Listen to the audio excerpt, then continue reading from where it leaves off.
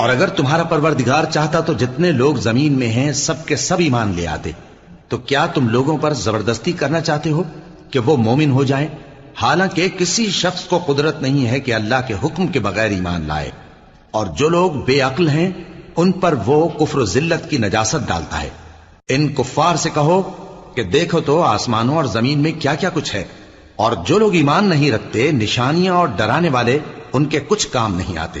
سو جیسے برے دن ان سے پہلے لوگوں پر گزر چکے ہیں اسی طرح کے دنوں کے یہ منتظر ہیں.